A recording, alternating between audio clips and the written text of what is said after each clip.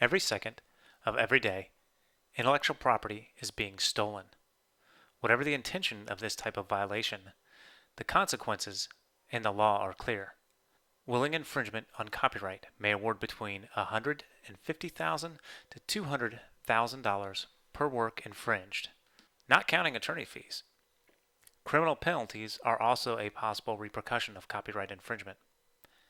To familiarize yourself with what is copyrighted and what is not copyrighted, it is important to keep in mind that for something to be copyrighted, it has to be a tangible medium of expression.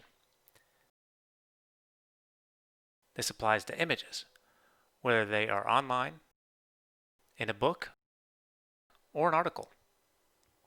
Even creative works that have not been published or submitted to be copyrighted are protected under the parallel system of common law copyright.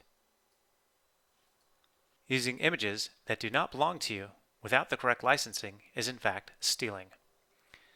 Let us search on Google for images of a cactus. The images that appear in the search are more than readily accessible. However, this does not mean that they are copyright-free or royalty-free. Accessibility to creative material does not entitle the individual the right to use that creative material. Let's go over some other search techniques for finding images that are safe to use without infringing on copyright.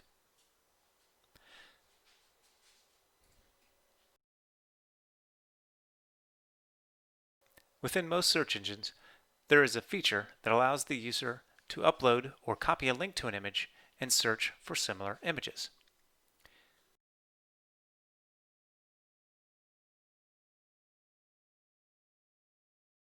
Search results can be fine-tuned based on the level of copyright the image has been assigned.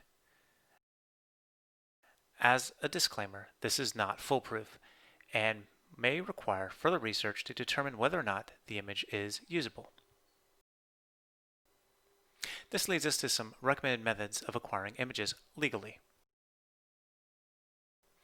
Image repositories such as Pexels, Pixabay, and Unsplash have a variety of images that can be either used for free and also images that can be licensed.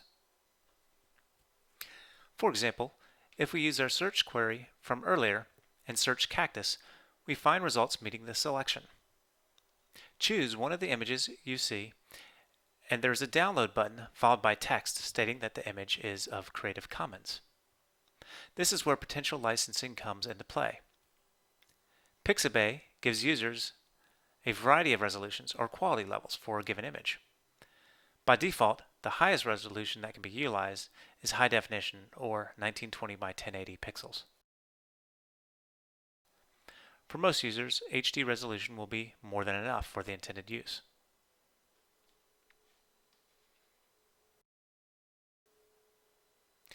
Wikipedia Commons functions very similarly to the way the previous examples function.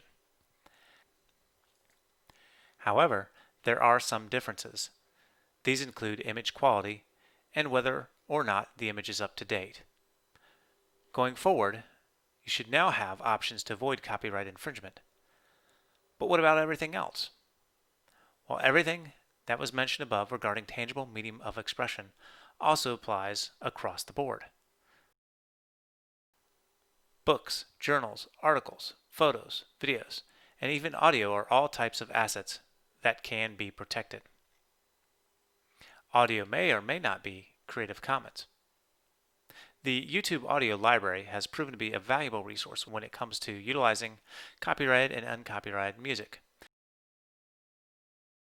The tool allows you to search for a specific genre as well as even a particular feeling. The search pulls up a list of pertinent music and states whether it is Creative Commons or if it is free to use with a required citation. We hope that this brief overview into copyright law was helpful. Remember that for something to be copyrighted, it needs to be a tangible medium of expression. Basically, the general rule and the purpose behind this video is to make sure you cite your sources and give credit where credit is due. Remember to be aware of licensing.